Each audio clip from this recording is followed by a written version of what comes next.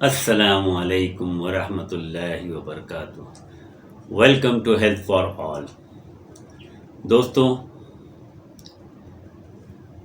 آج ہم کچھ بات کریں گے دل کے امراض کے بارے میں کہ دل کے جو امراض ہیں، جو بیماریاں دل کی ہوتی ہیں، اس میں کیا کیا فیکٹرز ہوتے ہیں جو اس دل کی بیماری کو کریٹ کرتے ہیں۔ سب سے پہلے میں آپ کو، ویسے تو آپ نے بہت ساری ویڈیوز دیکھی ہوں گی یا بہت ساری باتیں آپ کو معلوم ہوگا، کیونکہ آج کل ہارٹ اٹیک کامن ہو گیا ہے دنیا میں۔ کئی لوگ اس میں متاثر ہوتے ہیں، لیکن میں آپ کو جو بتانے والا ہوں کچھ ایسے وجوہات جو بنیادی طریقے سے دل کے امراض کے پیدا کرنے میں کردار ادا کرتے ہیں۔ دو باتیں سب سے پہلے آپ کو ایک معلوماتی بتاؤں گا کہ دل کے امراض پیدا کرنے میں دو باتیں بڑی کامن ہوتی ہیں، آپ نے سنا بھی ہوگا۔ ایک ورڈ ہوتا ہے انفارکشن۔ انفارکشن یا اس کو ہم نیکروسس بھی کہہ سکتے ہیں، اور دوسرا ورڈ آتا ہے اسکیمیا یا اسکیمک ہارٹ ڈیزیز کہتے ہیں، آپ نے ورڈ سنا ہوگا۔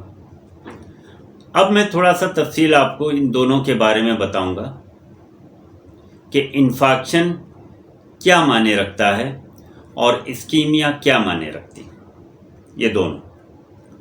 سب سے پہلے ہم آ جائیں انفارکشن۔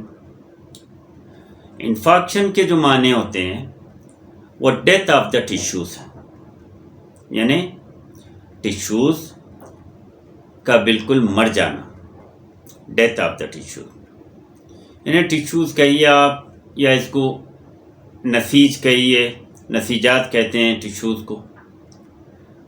تو یہ جب ان کا ڈیتھ ہو جاتی ہے تو اس کنڈیشن کو ہم کہتے ہیں انفارکشن۔ دوسرا جو مین عمل ہے اس میں امراض پیدا کرنے کا، وہ ہے اسکیمیا، یعنی ان دونوں میں فرق میں آپ بتاؤں گا کہ انفارکشن میں ڈیتھ آف دا ٹیشو اور اسکیمیا ہے less blood supply to the heart, یعنی ہارٹ کو جتنی مقدار میں بلڈ کی سپلائی ہونی چاہیے وہ ہو نہیں پاتی، اور اس کنڈیشن میں آپ دیکھے ہوں گے کہ جب آپ کو انفارکشن ہوتا ہے تو اس کو کہتے ہیں مائیوکارڈیل انفارکشن۔ آپ کیس شیٹس میں اگر پیشنٹس کی کبھی کسی کی نظر پڑی ہے تو یہ دیکھنے میں آتا ہے کہ اس میں لکھا ہوتا ہے کہ مائیوکارڈیل انفارکشن۔ اور جہاں اسکیمک ہارٹ ڈیزیز ہوتی ہے وہ اسکیمک ہارٹ ڈیزیز ہوتی ہے، سمجھے؟ اس کو IHD کا شارٹ فارم لکھا جاتا ہے، اسکیمک ہارٹ ڈیزیز۔ اب سب سے پہلے ہم آ جائیں کہ انفارکشن میں کیا ہوتا ہے۔ انفارکشن میں یہ ہوتا ہے کہ اگر بلڈ سپلائی ہارٹ کی بالکل اسٹاپ ہو جائے کچھ دیر کے لیے اگر اسٹاپ ہوتی ہے تو پھر یہاں پر انفارکشن ہو جاتا ہے، چونکہ ٹیشوز کی جو غذا ہوتی ہے، بلڈ سپلائی ریگولر طریقے سے ہونا اگر نہیں ہوتی ہے تو اس ٹیشوز کی ڈیتھ ہو جاتی ہے۔ تو اس میں یہ کہا جاتا ہے کہ بھئی ہارٹ اٹیک ہوا ہے۔ جب ہارٹ اٹیک سے مریض کو لے کر جاتے ہیں ہاسپٹل میں، جب انویسٹیگیشنز کرتے ہیں اس کے، تو پھر پتہ چلتا ہے کہ بھئی آپ کے ہارٹ میں انفارکشن ہوا ہے، مایوکارڈیل انفارکشن. اب آپ آ جائیے مایوکارڈیل انفارکشن کیوں کہتے ہیں؟ مایوکارڈیل انفارکشن اس لیے کہتے ہیں کہ یہ انفارکشن مایوکارڈیم میں ہوتا ہے. مایوکارڈیم جو ہارٹ کی مسل ہوتی ہے اس کو ہم کہتے ہیں مایوکارڈیم، جو سارے کا سارا ایک اسٹرکچر ہوتا ہے. اور یہ بڑی اہم ہے. ایک تو مایوکارڈیم جو مسل ہے ہارٹ کی،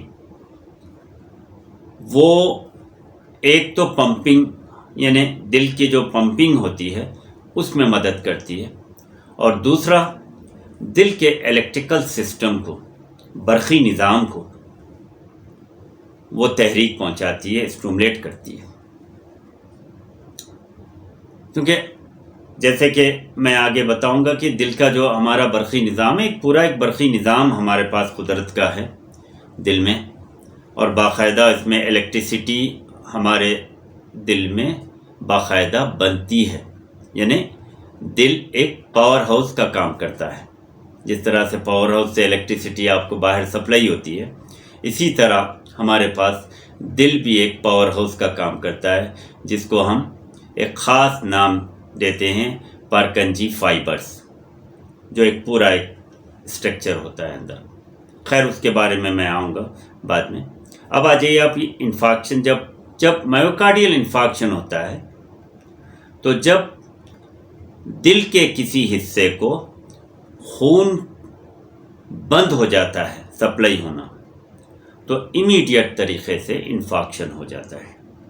یعنی انفارکشن ہونے کے بعد یہ پھر دوبارہ واپس نہیں آ سکتا، کیونکہ ڈیتھ آف دا ٹیشوز رہتی ہے. لیکن دل کا ایک حصہ متاثر ہوتا ہے، دوسرے حصے کام کرتے رہتے ہیں. تو اس لیے انسان کی موت واقع بہت کم ایسا ہوتا ہے کہ پہلے اٹیک پہ انسان کو جو ہے نا موت واقع ہو جائے. لیکن عام طور سے یہ ہوتا ہے کہ انفارکشن مختلف جگہوں کا ہوتا ہے. یعنی اگر دل کے نچلے حصے کو اگر بلڈ سپلائی بند ہو جاتی ہے تو اس کو ہم کہتے ہیں انفیریئر انفارکشن، نچلا حصہ متاثر ہوگا. لیکن اس کے باقی حصے جو ہے کام کرتے رہتے، اور پھر ڈاکٹرز یہ کوشش کرتے کہ ان باقی حصوں کو انفارکشن سے بچائیں. تو عام الفاظ میں آپ سنتے ہوں گے کہ کسی کو پہلا اٹیک ہوا ہے. پہلا اٹیک جو ہے نا عام طور سے انفیریئر انفارکشن کامن ہوتا ہے. اس کے بعد پھر دوسرے اٹیکس میں جو ہے نا دوسرے جو دل کے حصے ہیں وہ متاثر ہوتے ہیں. Anterior infarction, superior infarction, posterior infarction. اس طرح سے یہ بعد میں آپ دیکھیں گے کہ پہلا اٹیک ہوا، انسان ہاسپٹل گیا، اس کو آئی سی یو میں رکھے اور اس کو اسٹیبل کر دیے، اور ڈاکٹروں نے ہدایتوں کے ساتھ جو ہے نا اس کو پھر ڈسچارج کر دیتے ہیں، کیونکہ دوسرے جو حصے ہیں وہ کام کرتے رہتے ہیں.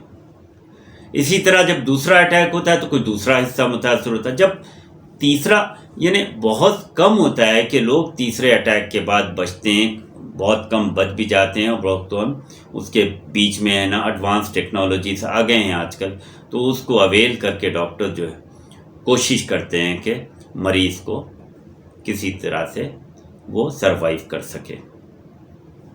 یہ ہو گیا بالکل بلڈ کا بند ہو جانا. اب آئیے آپ ischemic heart disease. Ischemic heart disease, ischemia جو ہے وہ less blood supply to the heart, less blood supply, یعنی بلڈ سپلائی تو ہو رہا ہے لیکن جس مقدار میں ہونا ہے اس مقدار میں نہیں، کیونکہ جو سپلائی کا جو راستہ ہے، جو سپلائی کا جو وے ہے، اس کے اندر بلاکیج آ جاتا ہے. مختلف طرح سے بلاکیج آتا ہے. تو اس بلاکیج کو کوشش کرتے ہیں کہ میڈیسن سے بھی اس کو دور کر دیں. اگر پھر میڈیسن سے نہیں ہوتا ہے تو آج کل بڑے اچھی ٹیکنالوجیز آ گئے ہیں، اسٹنٹس آ گئے ہیں، جس کو لگا کے ایک خاص قسم کا اسپرنگ ہوتا ہے جس کو نالی کو جو ہے نا اس کو کھولا جاتا ہے تاکہ بلڈ سپلائی پراپر طریقے سے دل کو پہنچ سکے اور دل اپنا کام کرتے رہے. تو یہ ہو گیا اسکیمیا، لیس بلڈ سپلائی. لیس بلڈ سپلائی کے جو میں نے وجوہات آپ کو بتائے ہیں وہ ہے بلاکیجز ہونا.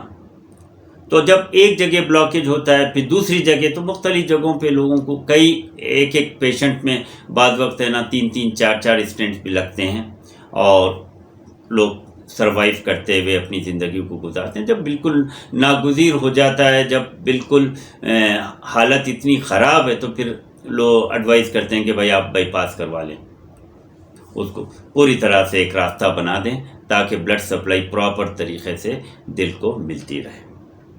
ٹھیک ہے، تو یہ 2 صورتیں جو میں آپ کو کامنلی جو ہمارے پاس ہوتی ہیں، اور اس کے علاوہ میں بتا رہا ہوں کہ بہت سارے کنڈیشنز ہیں جس سے دل متاثر ہوتا ہے۔ کبھی کبھی ایسا ہوتا ہے کہ نہ بلاکیج ہے پیشنٹ کو، نہ اس کو انفارکشن ہوا ہے، لیکن اس کو ہارٹ اٹیک ہوا ہے۔ تو وہ ہارٹ اٹیک ہوتا ہے الیکٹریکل سسٹم کے ڈسٹرب ہونے کی وجہ سے۔